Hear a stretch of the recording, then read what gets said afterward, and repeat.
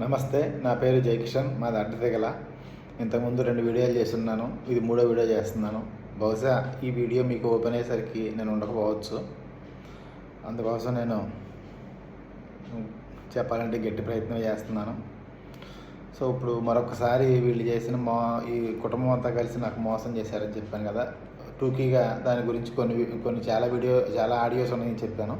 అందులో కొన్ని ఇంకా తీసి పెట్టాను, అవి కూడా మీకు వినిపిస్తాను. ముందు చూడండి.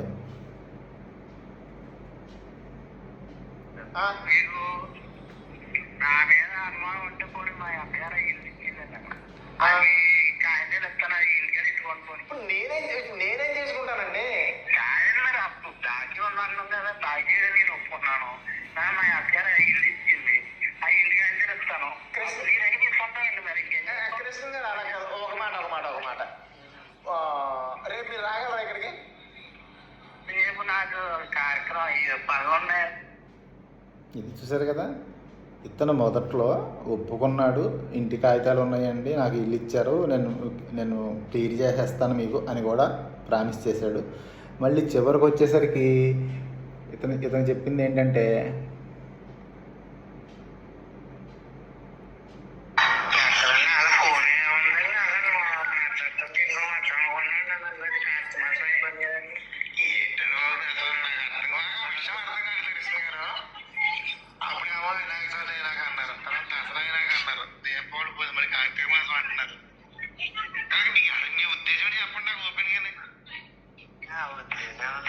మీరే చెప్పాలి. ఇంకా మా డబ్బులు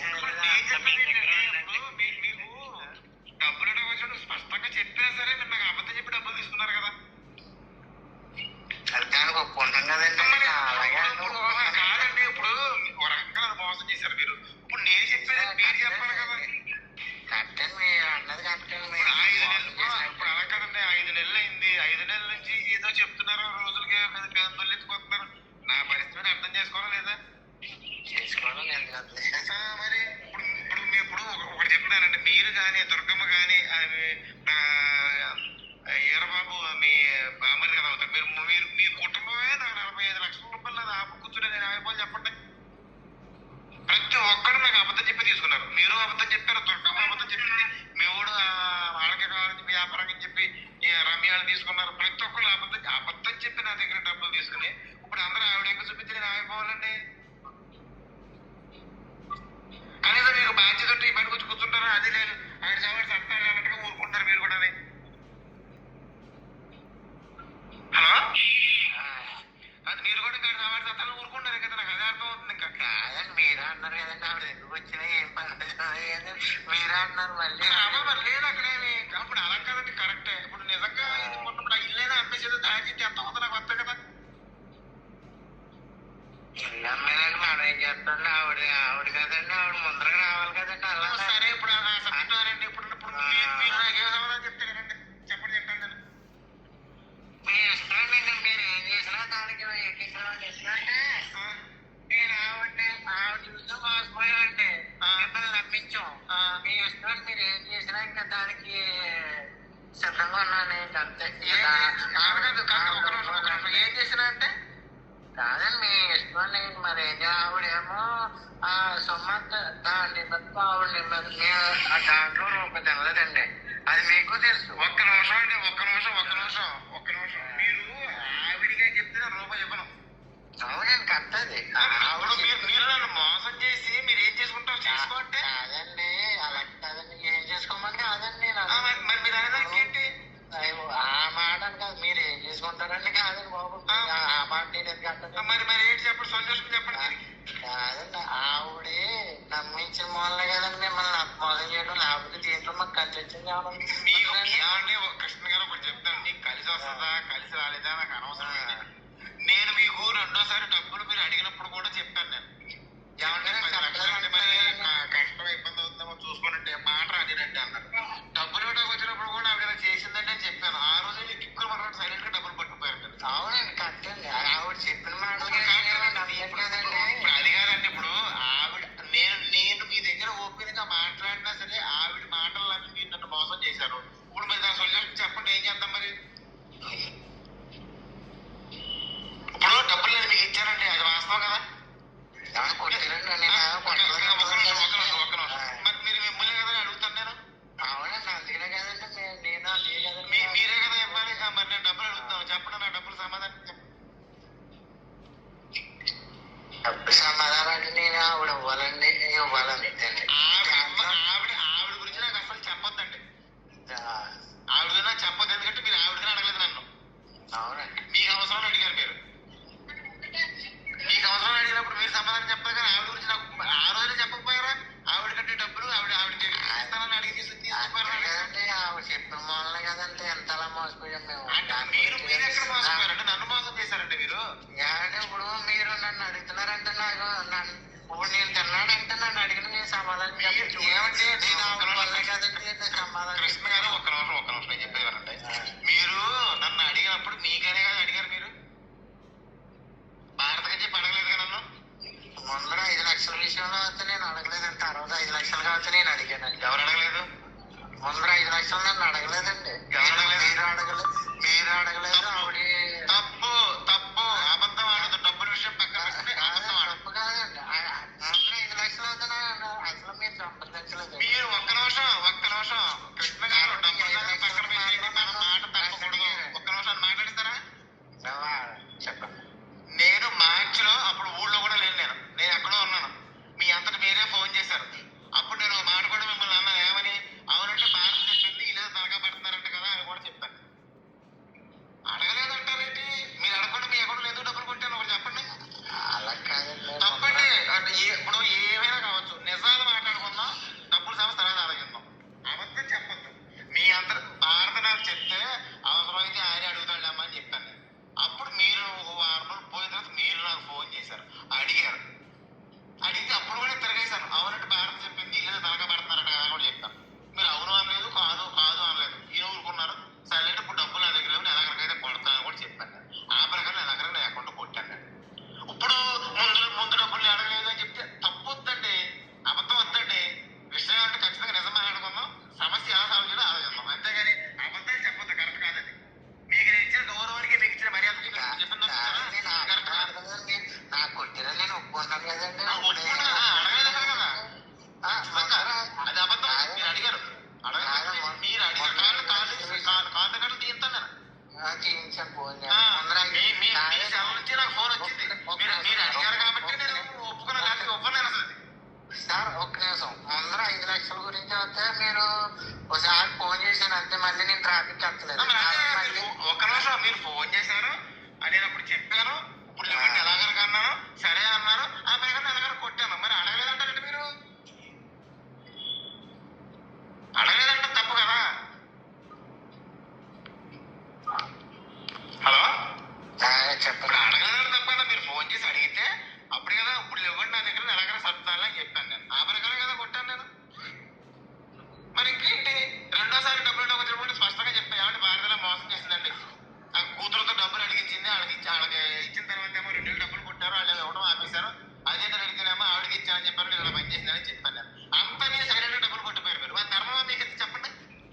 ధర్మం కాదండి. మరి ఇంకేం కదండి. మీరు తప్పు మీరు చేసి నన్ను నేను అనలేదు కదండి. మీరు చేసింది మీరు ఇచ్చారని చెప్తున్నాను కదండి. దేంట్లో అబద్ధం ఆడుతున్నాను. తప్పు మీరు చేసి నన్ను నాశనం అవ్వమంటారండి. కాదండి. ఇప్పుడు మీరు కొట్టారు కొట్టలేదని నేను అనలేదండి. కాదండి. ఇప్పుడు భారత గురించి నాకు చెప్పద్దు. భారత విషయం నాకు చెప్పద్దు. మీరు నన్ను అడిగారు, నేను మీకు ఇచ్చాను. ఇప్పుడు డబ్బులు మరి చెప్పండి. డబ్బులు మాట అంటే మీ ఇష్టం. మరి నా దగ్గర రూపాయలేదు. నా ఇష్టం అంటే శాంతం చేసుకోని అర్థమా? నాకు ఇంకోటి ఏమన్నా నాకు ఎంతవరకు చెప్పండి. శాసనం చేసుకోమని నేను ఏమన్నాను. నేను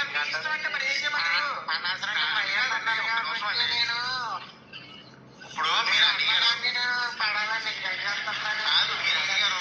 నేను అమ్మకి చెప్పాను. నేను ఇప్పుడు రెండోసారి అడిగినప్పుడు ఏమన్నాను? ఏమండి కాదండి. మీరు నాకు కొట్టారు. మీరు కొట్టిన రూపాయి సహా ఆవిడకి కొట్టాను నేను. నన్ను అడిగింది ఎవరండి? నన్ను అడిగింది ఎవరు? నేను ఇచ్చింది ఎవరికి? ఇప్పుడు ఆవిడ మధ్యలో ఎందుకు వస్తుంది? ఇప్పుడు అందుకనే కదండి ఒప్పుకుందంట. ఆవిడ నా మాటలన్నీ నాకు మోసం చేసి ఇప్పుడు ఆవిడ కాబట్టి చెప్తున్నాను కదండి బాబు. నేను అనేది నాకు కొట్టిన వల్ల కదా నేను చెప్పాల్సి వస్తుంది. మరి ఇప్పుడు ఏం చేద్దాం చెప్పండి. సొల్యూషన్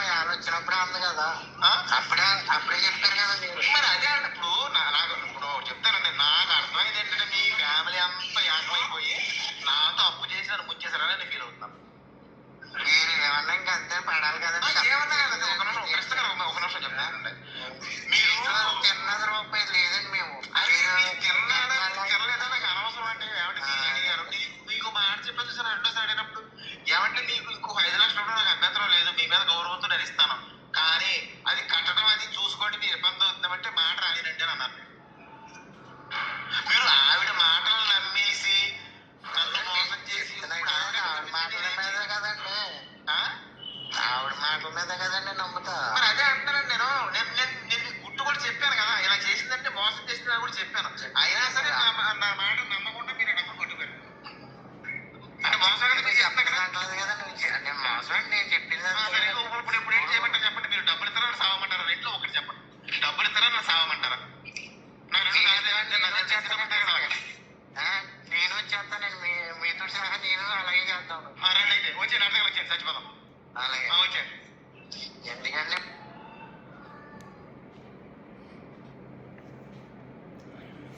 విన్నారు కదా, ఇతను ముందు నుంచి జూలై నుంచి మొదలు పెడితే ఎప్పటికప్పుడు ఇచ్చేస్తాను రేపు ఈ నెలలో ఇచ్చేస్తాను చెప్పుకొచ్చి ఆఖరికి నా ఇల్లు కాగితాలు కూడా మీకు ఇచ్చేస్తానండి నాది కదా హామీ అని చెప్పేసి ఆఖరికి వచ్చేసరికి ప్లేట్ తిప్పిస్తాడు. ఇది ఎప్పుడు నవంబర్ 17వ తారీఖున నేను ఫోన్ చేసినప్పుడు చెప్పిన సమాధానం ఇది.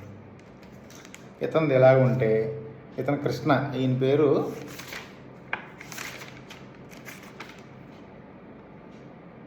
కొండేటి రామకృష్ణ, ద్రాక్షారం అయింది.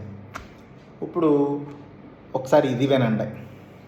దుర్గమ్మతో కూడా మీకు చెప్పాను కదా, 726 దుర్గమ్మ. ఈవిడెన్ని అబద్ధాలు చెప్పిందో చూడండి. దుర్గమ్మ చెప్పమ్మా.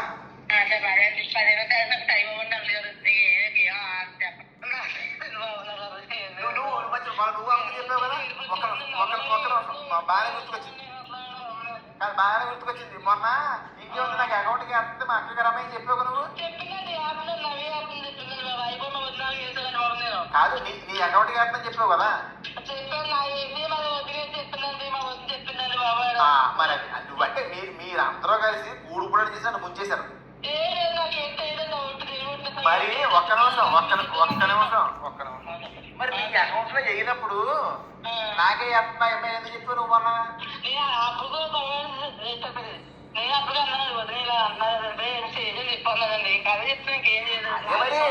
మరి ఆవిడ ఆడమన్నట్టల్లా ఒక్క నిమిషం అమ్మా. ఆవిడ చిన్న కూతురు కావచ్చు, నువ్వు కావచ్చు, మరిది కావచ్చు, చిన్నత్త గారి పిల్లలు కావచ్చు, ఆవిడ చెప్పినట్టల్లా ఆడి మీరు అందరూ కలిసి నన్ను ముంచేస్తారా 35 లక్షలకే? మరి ఏమనుకోవాలి మిమ్మల్ని? మరి ఇప్పుడు డబ్బులు అడుగుతుంటే ఆవిడ ఇవ్వాలంటారేంటి? ఆవిడ కూడా నాకెందుకు? ఆవిడకి ఇచ్చాను. ఆవిడకి అయితే 5 పైసలు ఇవ్వను నేను. వద్దండి నేను అప్పచెప్పి మీరు ఆ బ్యాగ్ తీస్తామని మేము ఇంకా అప్పచెప్పి మీ బ్యాగ్ తీస్తామని మేము ఇంకా. ఒకసారి ఆయన ఫోన్ చేయమని నేను ఒకటి చెప్తాను. నువ్వు 31వ రావద్దు అంటే ఇది జూలై నెలలో బయటపడిన వెంటనే నేను మాట్లాడింది. రెండోసారి ముందో రోజు మాట్లాడి మళ్ళీ రెండో రోజు చేసిన ఫోన్లో ఇది. అప్పటికి ఇంకా మొత్తం వీళ్ళ స్కామ్ అంతా ఎంత అన్నది నేను టోటల్ కరెక్ట్గా చూడలేదు. అప్రాక్సిమేట్గా 35 వరకు ఉంటుందేమో అనుకుని అది ఫిగర్ చెప్పాను నేను. తర్వాత దీని తర్వాత చూడండి.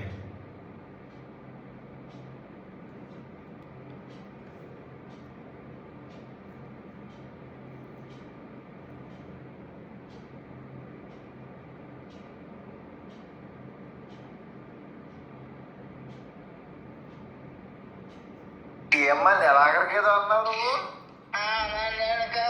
కాగితం ఇచ్చామండి, కాగితాలు పెట్టాము, అందరూ పెట్టాడు. కాగితాలు ఇల్లు కట్టారండి బాబు. ఏం కాగితాలు పెట్టడం అమ్మా? ఇల్లు కాగితాలు పెట్టాను. మరి ఇల్లు పెట్టి ఒక డబ్బులు కదన్నా అది. నేను ట్రై చేస్తున్నాను చెప్పబడే. నువ్వు 90% ఇస్తా చూస్తానండి. 90% ఇవ్వడానికి చూస్తున్నాను నేను. కాగితాలు పెట్టామండి ఇంకానే ఆ దగ్గర ఇట్లా ఇవ్వలేదు ఇంకా బాబు. కాదమ్మా ఆయన ఎక్కడున్నారు? కాదు ఆయన ఎక్కడున్నారు? ఆయన డ్యూటీకి రండి ఆయన. కాదమ్మా ఒకసారి మాట్లాడే పని ఉందమ్మా. ఈవిడ కూడా ఇల్లు ఉందండి, అది చక్కబెట్టిస్తానండి, ఈవిడ చెప్పిన మాట అదే. ఇంకా చివరికి నవంబర్ 17 ఈవిడికి కూడా చేశాను నేను. నవంబర్ 17కి ఈవిడ చెప్పిన మాట ఏంటంటే వినండి.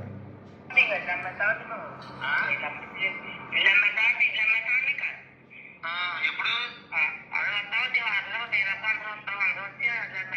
ఎప్పుడు సత్యాక అమ్మిస్తారా? మరి అది మీరు చేసే పని ఎలాగుందమ్మా? అది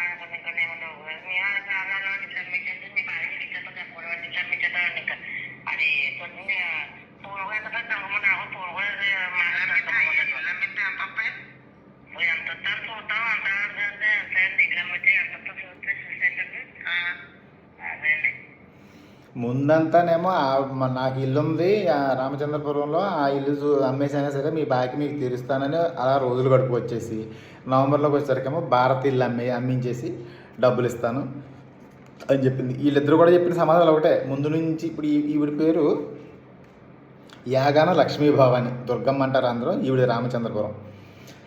మొదటి నుంచి అబద్ధాలు చెప్పి డబ్బులు తీసుకుని, ఎంత మోసం, డబ్బులు తీసుకుని బయటపడిన తర్వాత అడిగితేనేమో ఆవిడ సంగతి ఎందుకు, సరే అయింది అది అయిపోయింది మేము తీసుకున్నాం కదా మేము ఇచ్చేస్తామని చెప్పి రోజులు గడిపేసి ఆఖరికాళ్ళు ఇల్లు కూడా అమ్మేసి ఇచ్చేస్తామని మాట ఇచ్చి నవంబర్కి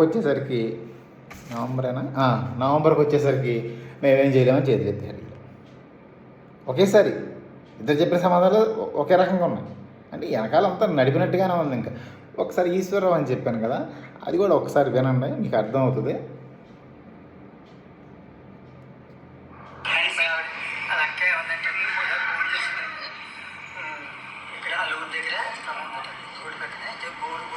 ఒక నిమిషం, నువ్వు 2 లక్షలు తీసుకున్నావు దగ్గర.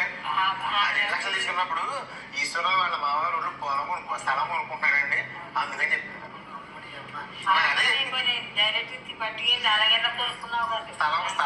స్థలం కొనుక్కుంటున్నా అంటున్నాడు వాళ్ళ మామగారు ఊళ్ళో. దానికోసం అర్జెంట్ అవసరం అయింది. ఇప్పుడు ఈశ్వరరావుకి 2 లక్షలు 2 లక్షలు ఎందుకంటమ్మా?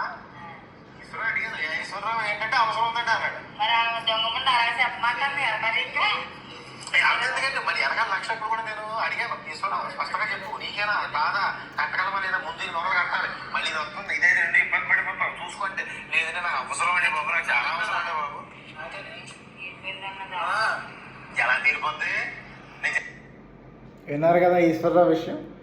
నేను స్పష్టంగా అతన్ని అడిగే ఇచ్చాను. నేను ఆవిడకైతే ఇవ్వను, ఈశ్వరరావు చూసుకుంటే ఎబ్బెబ్బే లేదు, నేను నాకు అక్కడ అవసరం ఇక్కడ అవసరం అని చెప్పేసి తీసుకున్నాడు. చివరికేమో ఆవిడ మీద పెట్టేసాడు. ఇది వినండి. నేను చెప్పిన స్థాయిలో అర్థం చేసుకోండి. ఇప్పుడు నా దగ్గర అంటే వాళ్ళు అడిగారు వీళ్ళు అడిగారు అని చెప్పి అడిగితే నేను వాళ్ళకి డబ్బులు అకౌంట్లో కొట్టాను, అది తీసుకుంటాను, అది వేరే విషయం. తను అడగకుండా మనల్ని అడగమంటుంది ఏంటి? అది ఆలోచన ఎందుకు చేయలేదు? చేయలేదు అంటారు.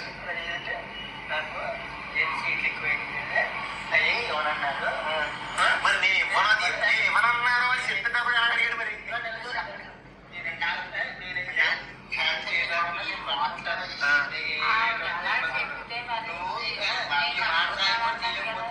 నేను చచ్చిపోతాను. నేను చచ్చిపోమంటావా? పిల్లలకి మీకు అందరికీ అన్యాయం చేసుకుని నేను ఒంటరిదాన్ని చచ్చిపోమంటావా అంటే ఏం చేయమంటాను? అలాగే అడిగాను. అదేమంటే అంటాను నా అభిప్రాయం నేను ఖచ్చితంగా చెప్తాను. ఓ రకంగా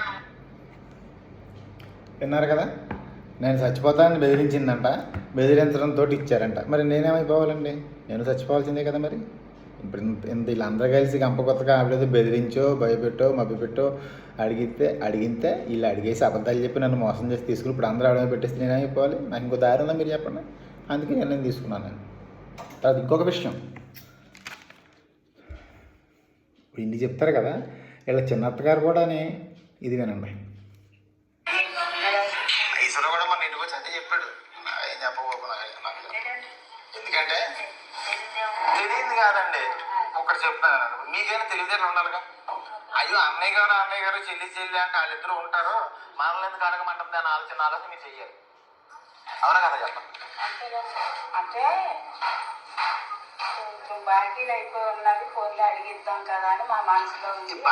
కాదండి, బాకీలు అయిపోతే నేను కలిసి చెప్పనా? మరి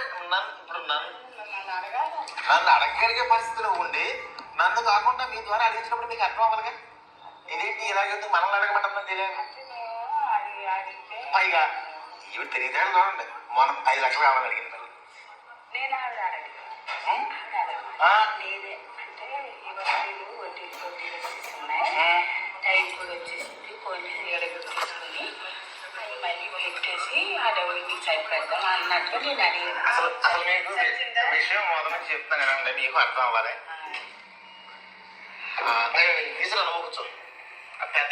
విన్నారు కదా, వాళ్ళ చిన్నత్త జూలై నెలలో ఈ స్కామ్ బయటపడటానికి ఒక 2 వారాల ముందు 10 లక్షలు అడిగింది. అంటే నాకు ఇంకా అప్పటికే నేను ఇంకా నాకు బయట ఎక్కడ తేగలిగిన పరిస్థితి లేక నా వల్ల కాదమ్మా, నేను ఇప్పటికే బోల్డ్ తెచ్చిచ్చాను అందరికీ కావాలని, నా వల్ల కాదు, నేను ఇవ్వలేనని చెప్పేశాను. లేదంటే ఆ 10 కూడా వేసును. ఆవిడ తెలియదు ఇప్పుడేం చెప్తుంది, అలా కదా ఆవిడ కోసం కదా నా కోసం అడిగాను అని చెప్తుంది ఇప్పుడు. అదే ఇచ్చేసి ఉంటే అదే ఆవిడకే ఇచ్చాను అని చెప్పేది కదా.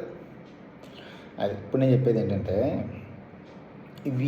వీళ్ళు చివరికి వచ్చేసరికి ఎవరంత ఇవ్వాలి తేలేరంటే, ఇప్పుడు మొన్న నేను చెప్పాను కదా, రమ్యాళ్ళు 6 లక్షలు తీసుకున్నారు భార్యాభర్తలు ఇద్దరు.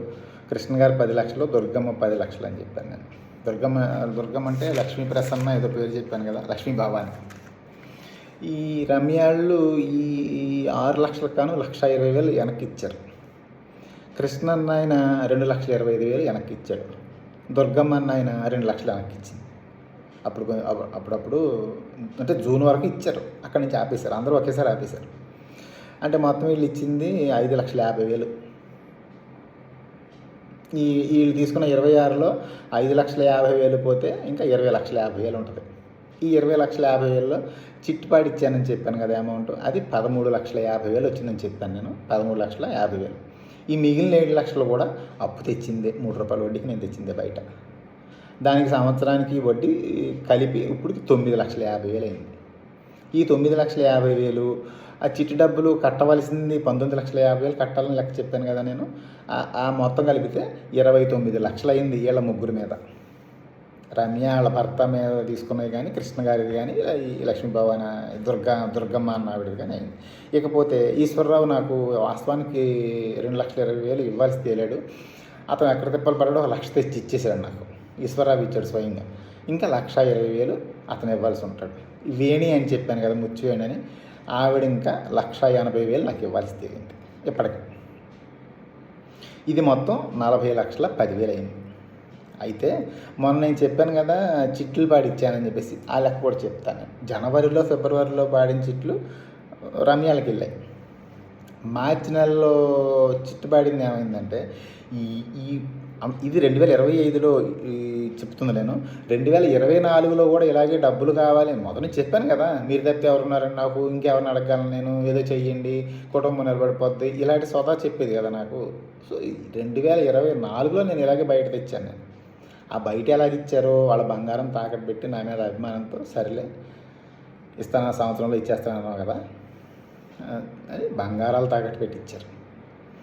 ఇది కరెక్ట్గా ఈ మార్చి నాటికి టైం అయిపోయింది. ఇది ఇప్పుడు మరి ఇవ్వడానికేమో ఇంకా నాకు అవసరం ఉంది కదా విషయం, ఇలాగని చెప్తే సరేలే ఇంకో సంవత్సరం టైం ఏముండి వడ్డీ ఎప్పటికప్పుడు ఇచ్చేస్తాను, మళ్ళీ సంవత్సరానికి ఇచ్చేస్తానులే అంటే, అలా కాదు సెప్టెంబర్ అక్టోబర్లో ఇవ్వంటే సరే అలాగే ఇస్తానులే అని చెప్పాను. అప్పుడు ఈ చిట్టి డబ్బులు వాళ్ళ అకౌంట్లో కొడితే వాళ్ళ బంగారం తిరగేసేటప్పుడు ఇంకేమైనా ఎక్కువ వస్తే తీసుకో, ఎక్స్ట్రా వస్తే అంటే వాళ్ళు ఎక్స్ట్రా తీసుకుని అవి ఇవి కలిపి కృష్ణ గారికి కొట్టారు. ఎవరు కొట్టారో వాళ్ళు కృష్ణ గారికి తెలియదు. అలాగే ఏప్రిల్లో కూడా దుర్గమ్మకి ఇచ్చాం కదా, సేమ్ సిచ్యువేషన్. మరి మార్చిలో కొన్ని, ఏప్రిల్లో కొన్ని గోల్డ్ పెట్టారు గతంలో.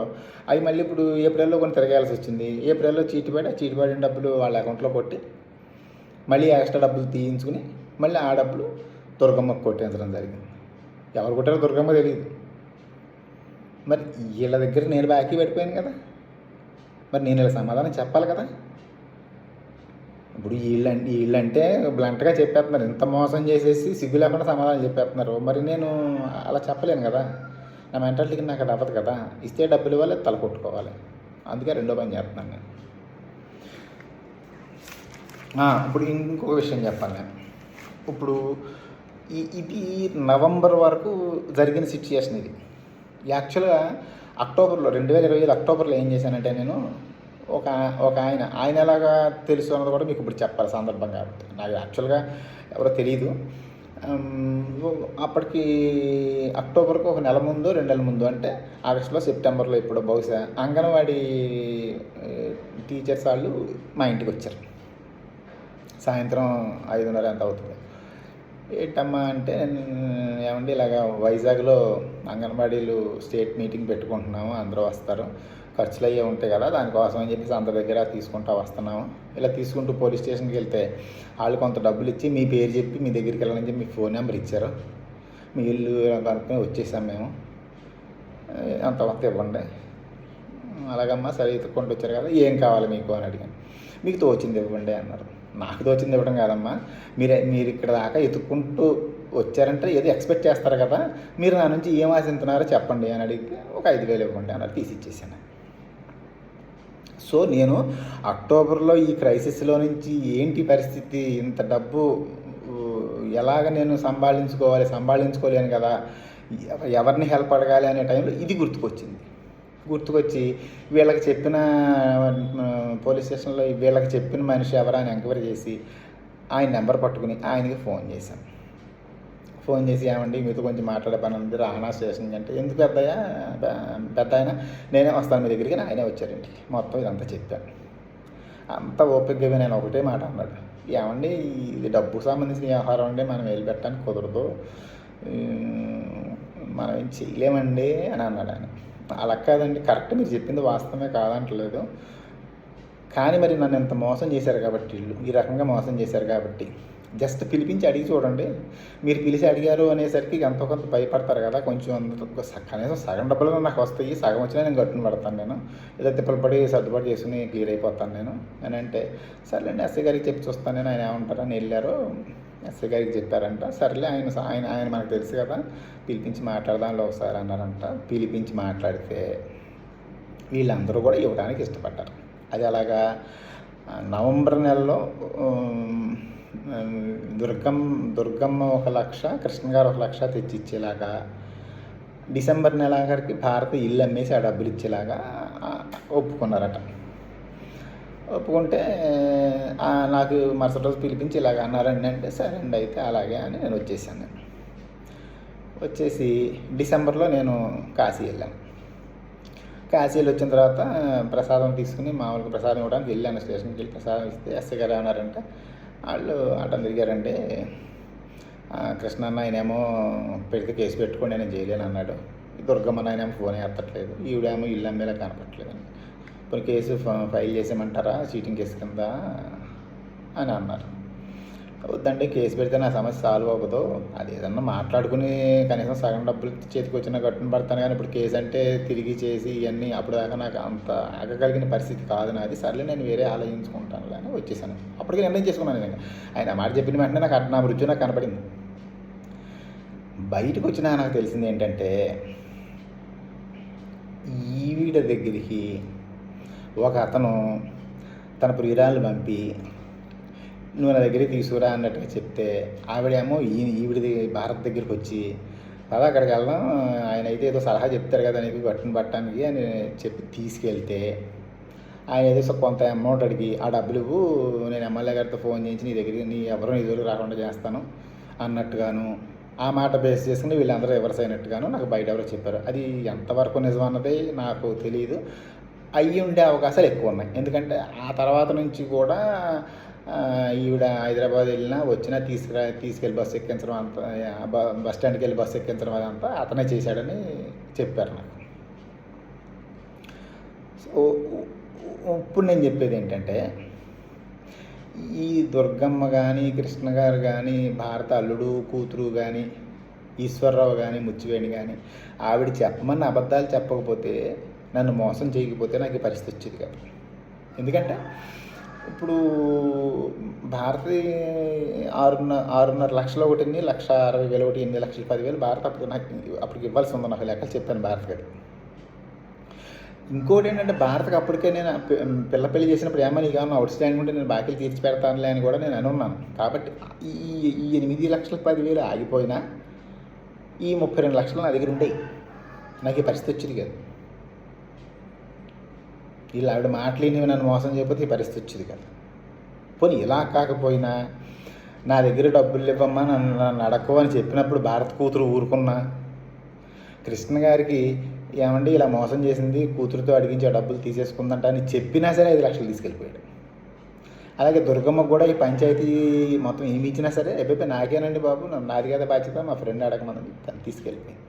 కనీసం రెండోసారి నేను ఓపెన్గా చెప్పిన తర్వాత వీళ్ళు ఆగిపోయినా 13, 19, 25 లక్షలు ఉండిపోయాయి నా దగ్గర. అలాగనే నాకు ఇబ్బంది వచ్చేది కాదు. సరే అది అయిపోయింది. ఆఖరిలో వీళ్ళు స్టేషన్లో పిలిచి మాట్లాడినప్పుడు ఒప్పుకున్నట్టు కానీ ఇస్తామని ఒప్పుకున్నారు. అందులో సగం మొత్తం రావాల్సిన 40లో 20 వచ్చినా నాకు ఈ పరిస్థితి వచ్చేది కాదు. రూపాయి ఇవ్వం అని తెగేసి చెప్పినట్టు బయట మాట్లాడుతున్నట్టు తెలిసింది నాకు. మరి వెనకాల బలం ఉంది కదా, ఎమ్మెల్యే గారితోనే ఫోన్ చేయించానని చెప్పాడు కదా మనిషి, ఏదో చేసి ఉంటాడు మొత్తం మీద. వీళ్ళు అడ్డం తిరిగారు, సబ్జెక్ట్ అయిపోయింది కాబట్టి. మరి నా దారి ఏంటి? నేను మంచిగా పోయి చెప్పాను కదా, ఇప్పుడు ఇక్కడేమో చీట్లు పాడి అక్కడేమో వాళ్ళ దగ్గర అప్పు చేసి అలా సరిపెడితే ఇప్పుడు మొత్తం అడ్డం తిరిగితే ఇప్పుడు 29 లక్షలు నేను చెప్పాను. రమ్య, కృష్ణ గారు, దుర్గమ్మ వీళ్ళ మీద ఇంకా నాకు పెండింగ్ 29 లక్షలు ఉంది అని చెప్పాను నేను. అంటే మరి జరిగింది ఏంటంటే, మరి మార్చి ఆఖరి వరకు చిట్టి ఆపకుండా కట్టాను నేను. ఎప్పుడో జూన్తో వాళ్ళు ఆపేస్తే అప్పటి నుంచి ఇప్పుడు దాకా చిట్లు ఏది ఆపకుండా కట్టుకొచ్చాను నేను. అలాగే వడ్డీలు కూడా కట్టుకొచ్చాను నేను.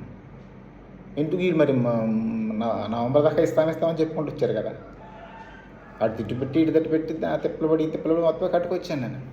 ఇప్పుడు సడన్గా మళ్ళీ అదనంగా ఇప్పుడు ఆ చేసినప్పటికి మళ్ళీ ఈ కష్టం ఇంకో 4-5 లక్షలు మళ్ళీ అదనంగా కలిసింది. ఇది వాళ్ళు ఇస్తారు కదా, వచ్చి క్లియర్ చేసుకోవచ్చులే, ముందు తెచ్చి సర్వే అవుదాం మనం, వాళ్ళు ఇచ్చినా క్లియర్ చేసుకుందాం, మళ్ళీ చేయవలసి వచ్చింది. మరి ఇప్పుడు నా పరిస్థితి ఏంటి మరి? ఇప్పుడు మొత్తం అవుట్ స్టాండింగ్ ఏదన్నా కానీ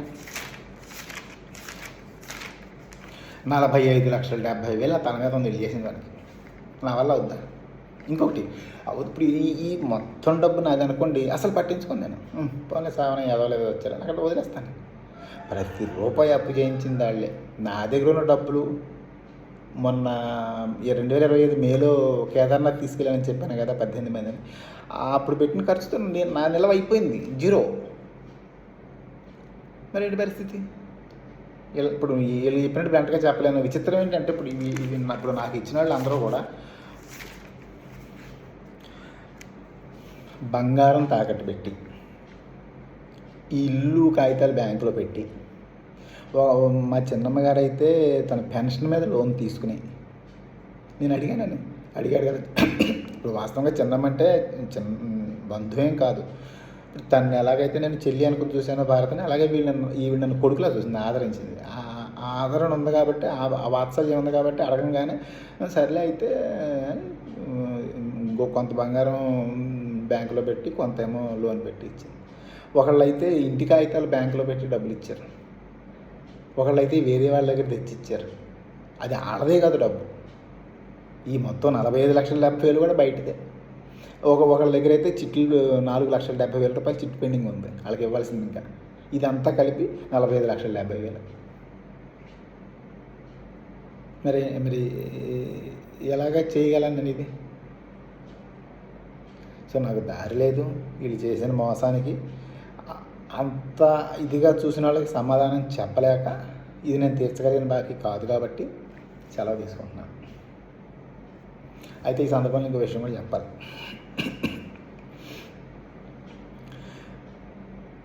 ఇప్పుడు ఈ తెచ్చిన డబ్బులో ఇస్తామని ఆఖరి దాకా చెప్పేసి మళ్ళీ మోసం మీద మోసం చేశారు. ఎవరో బయట మనిషి వచ్చేసి ఎమ్మెల్యే గారి తాలూకు నేను సెట్ చేస్తాను అనే మనిషి రాకపోయినా సర్వ్ అయ్యేవాడిని, ఎందుకంటే అప్పుడు ఇచ్చేవాళ్ళు వీళ్ళు. అతను రావడంతో వీళ్ళకి బలం దొరికింది. కొట్టడానికి ముందు నుంచి స్కెచ్ కదా, డిపార్ట్మెంట్ పిలిచారైనా సరే కొంచెం భయపడిపోయి సర్లేండి ఇచ్చేస్తాం, సెటిల్ చేసేస్తాం అన్నట్టుగా మాట్లాడారు. సెటిల్మెంట్ అంటే అంతే వచ్చేది 20 ఇచ్చాడు, అందుకని ఇచ్చేవాడు కదా నాకు. ఎప్పుడైతే బలం దొరికిందో రూపాయి పెట్టుకో కేసు అన్నాడు మరి కృష్ణ అతను. మరి ఎన్ని మాటలు చెప్పారు మీరు తిన్నారు కదా, కేసు పెట్టుకొని నేనేం చేయలేను అన్నట్టు. సో మరి ఇప్పుడు నా పరిస్థితి ఏంటి? మరి నేనేం చేయగలను? ఎలా తీర్చగలను? నా దగ్గర ఆ డబ్బు నా దగ్గరనే పట్టించుకోను. సో ఈ పరిస్థితుల్లో ఇలా చేయవలసి వచ్చింది. అయితే ఇప్పుడు నేను ఎవరెవరికి ఎంత ఇవ్వాలి అనేది ఒక బుక్లో రాశాను. ఇది బయట చెప్పడం ఎందుకు, నేను ఫోటో తీసి నా ఫోన్ గ్యాలరీలో ఉంచుతాను. ఆ ఫోన్ గ్యాలరీ వాళ్ళకి చేరేలాగా చేస్తాను. నా హ్యాండ్ రైటింగ్తో రాసింది ఏముంటుంది, 45,70,000 అమౌంట్ ఇది. ఇప్పుడు సరే నేనైతే పోతా, కానీ మరి బాకీ ఏమవ్వాలి? అందుకనే నారా లోకేష్ గారిని, మంత్రి నారా లోకేష్ గారికి చేతులు ఎత్తి మొక్కుకుంటున్నాను. నేను ఎప్పుడు ఎవరికి ద్రోహం చేయలేదు, కానీ వీళ్ళు చేశారు. నాకు కష్టం నష్టం వాళ్ళ నుంచి ఆ డబ్బు ఇప్పించేయండి. అతని నుంచి నేను కోరగలిగింది ఏం లేదు. ఎందుకంటే నేను ఎన్నో మీడియాలో చూశాను. మీరు ఎన్నో చేశారు, మీరు ఇలాంటివి ఎన్నో సహాయాలు చేశారు. వాళ్ళ నుంచి ఆ డబ్బు ఇప్పించేయండి, అంతకంటే నేను కోరను. ఆ సాయం చేయండి. తర్వాత ఇంకొక మాట చెప్పాలి మా ఎమ్మెల్యే గారికి. అమ్మ మీరు ఇలాంటి వాళ్ళకి ప్రోత్సహించి అలాంటి వాళ్ళు ఏం చేద్దామని, రూపాయికి 2 రూపాయలు కగుర్పడి ఇలాంటి వాళ్ళని చుట్టూ పెట్టుకుని మీరేం చేద్దామని ఎప్పటికైనా అతనికి సపోర్ట్ వెళ్ళటం మానేయండి. ఈ విషయంలో మీరు కలగ తీసుకోకండి. నా చావుకు ఫలితం దక్కుద్ది. ఇంకొక విషయం కూడా చెప్పాలి. నేను ఈ పని చేయడానికి ఎన్నుకున్న ప్లేస్ గురించి చెప్పాలి. అడ్డదెగరలో ఈ పని చేశాను అనుకోండి, అతను ఎలాగైనా ఎమ్మెల్యే దగ్గరికి వెళ్ళి పట్టుకుని ఏదో ఒకటి తమిళ బింగి చేస్తాడు. అతనికి అవకాశం ఇవ్వకూడదని చెప్పేసి ఎక్కడికి వెళ్ళాలి అని ఆలోచించినప్పుడు నాకు ఈ ప్లేస్ తట్టింది. ఇక్కడ ఎమ్మెల్యే గారికి మంచి పేరు ఉంది, జనము చెప్తారు, అభిప్రాయం నాకు ఉంది. ఆయన కూడా వేడుకుంటున్నా, సార్ న్యాయం చేయండి, నా చావుకు న్యాయం చేయండి.